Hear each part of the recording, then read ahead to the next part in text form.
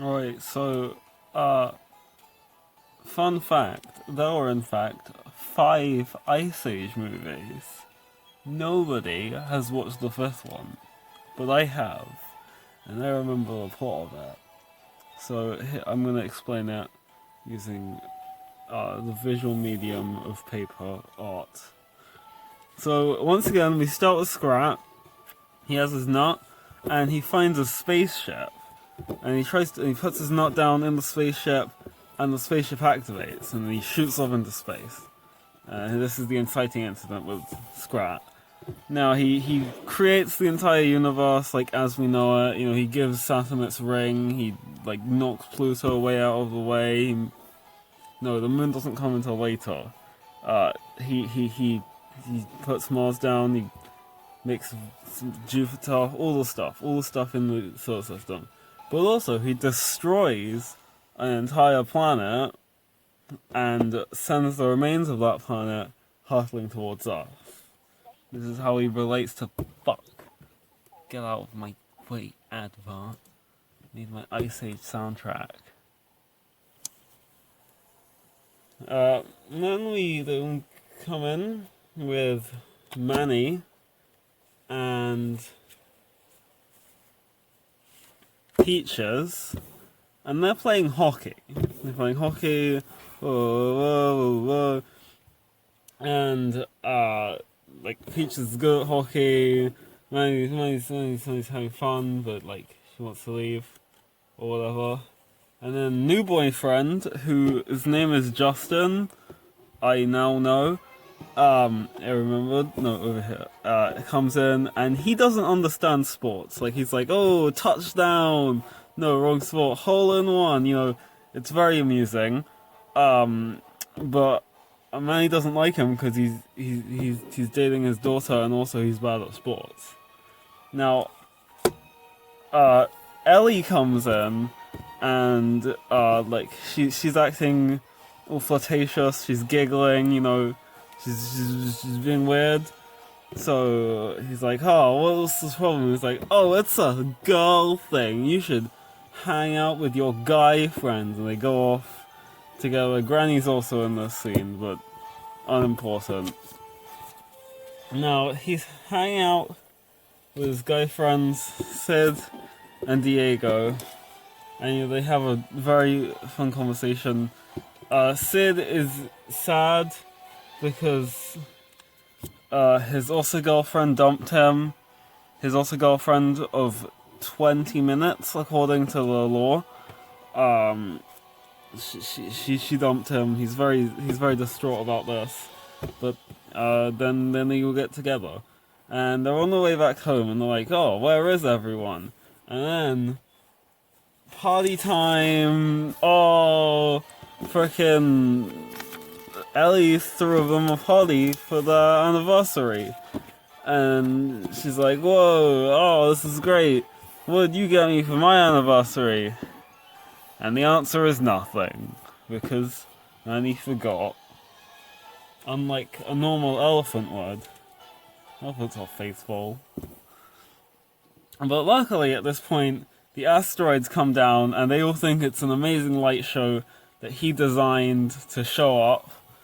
Until the meteors start raining down on them and they all nearly die. Now we cut to the best character, Buck, in the Land of the Dinosaurs, and these 3 bird guys, they steal an egg from a dinosaur. There's a scene where he kicks their asses and like gets the egg back. You know, all that stuff, all the classic Buckminster action you learn to love. But by the end, he hits a rock and sees a prophecy, which we will see again later, and thus he decides to return to the surface. And these guys are like, oh, we're gonna fuck that guy up because screw him, because he took the egg that they took and gave it back to who it belonged to. Now, the gang meet Buck, and he's like, Oh, the meteors was only the start. Right, mates? Yeah, y'all, we gotta go go to where the other two meteors landed and find out what made them go there. So off they go. Now, this ice age is really weird because in most of the other ice ages, Scrat just like makes the inciting incident happen and then just kind of follows them around doing shenanigans with the plot item that was previously introduced. But in this one, Scrat actively is involved in the plot in multiple occasions. Where did I put the Scrat card? It doesn't matter. It's not like I needed that. Like, they're exploring, they're on their way there, and on their way, they see a river. And they're like, how are we gonna get across this? And then Scrat, where is the Scrat? Where is the Scrat? Where's the Scrat? Where's the Scrat? Screw it. I'll draw a new one later. He hits a meteor, and it's the moon, and it makes the tides rise, and that's how they solve that problem. Like, just Scrat fixes it somehow. And these can be good for our protagonists or bad for them.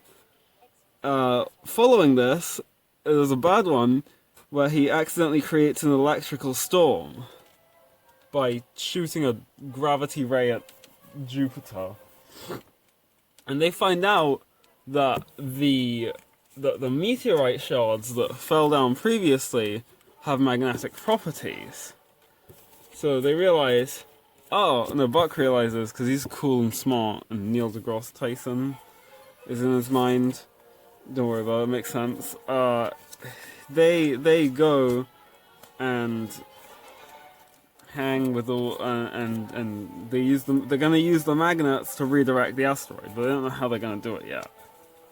But that's their plan.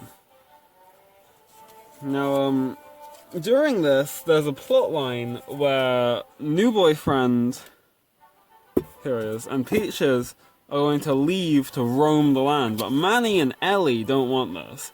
So there are hijinks as they try and convince them not to leave. And Sid wants to be their wedding planner, more hijinks. There's just a whole bunch of hijinks. Then, eventually, the hijinks don't need to be elaborated on. Eventually, I've written Tweedledum, Tweedledee, and Tweedledad. I'm very proud of that joke. I don't actually remember their names. They kidnap Granny, but because they think it's Buck, and Buck's like, "Oh yeah, these guys are after me." And apparently, he was right to not tell them because they will get really mad at him when he didn't tell them.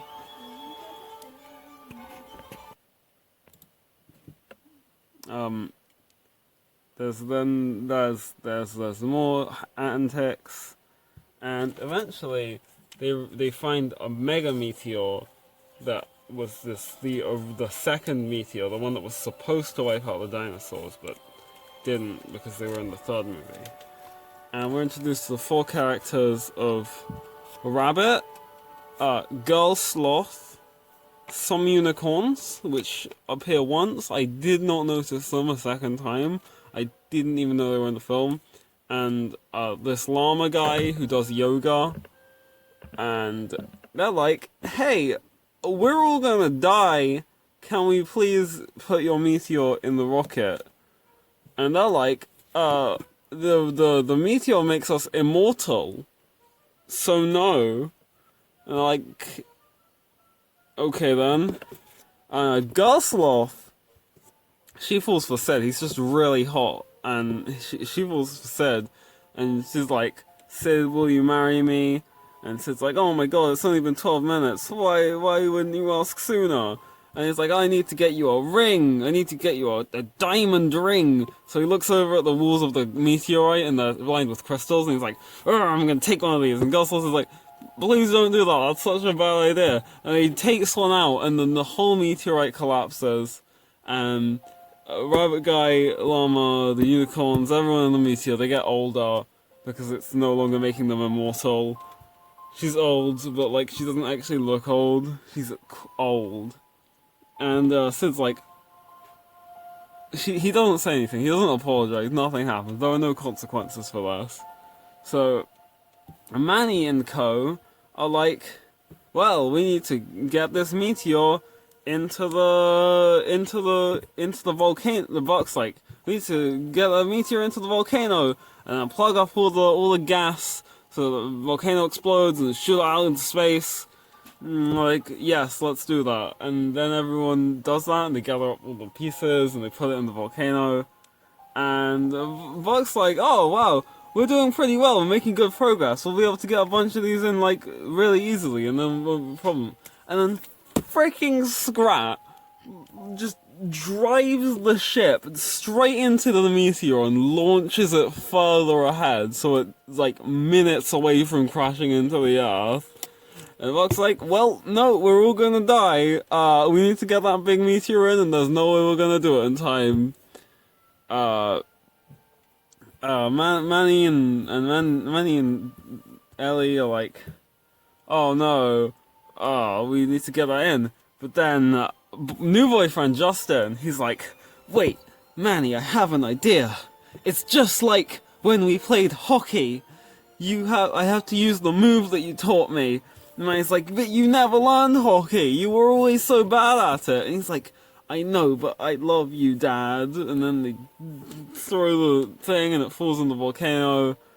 And then Granny puts her stick in a faucet, and that was leaking out all the power of the volcano, and that explodes, and the meteorite gets diverted.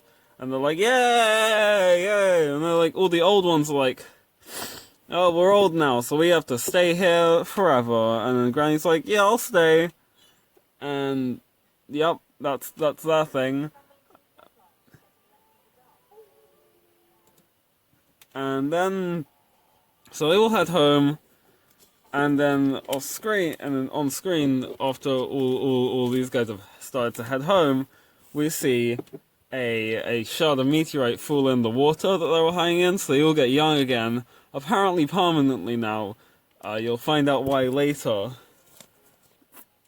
Also, I forgot to mention, but like over the course of this, these three guys were like, "Oh, we can we should stop them from stopping the meteorite, because then when the meteorite hits, we'll fly over it and then we'll survive." I said that like it's dumb on the movie's part, but it's dumb on their part. I pointed out to be idiots. And then later on, like, they're like, haha, we can kill you, and then we'll fly over it. And then Buck's like, no, you can't, that doesn't make sense. And then they're like, wait, it doesn't make sense, you're right. And then they join the team. Then, so, they were on the good team. So, they all had home, blah, blah, blah. And it's Peaches and new boyfriend's wedding. They're being wed. Sid's the wedding planner. He's talking into a twig or something. Shira and Diego are like, oh, like kids like them because they had a cool story because they saved the world. Frickin', they get married. It's very nice. And then, oh, this is where Scrat is. Doesn't matter. Girl Sloth shows up. She's young now. And, where the fuck is Sid? And she's like, oh, Sid, I love you. And then everyone's like, really? That guy? Yeah, he's such a nerd. And, frickin'... And then she's like, I'm gonna sing a song. And she sings the song, and there's a dance party, because you can't have a movie without a dance party. Dance order goes, first it's Peaches and new boyfriend, and then Peaches and Manny dance, and all the Mammoths dance, and then Crash and Eddie dance, Buckmas dance, they all dance. These two are here too. They dance, they all dance. All the characters dance, because that's how you end an animated movie. And then we have the final scene where we follow Scrat again, our closing Scrat, as you might say. But in this one, we're invited to meet a new character, or not a new character, an old character, once again seen, Neil the Buck Weasel, who is Neil deGrasse Tyson in Buck's mind, who he uses to explain things in the movie. When the flying things explain their idea to fly over the meteor, he says that is the stupidest idea I've ever heard, etc. And so he's like, Mars, it had life and water, but now it doesn't. Why? And then Scrat kills all life on Mars.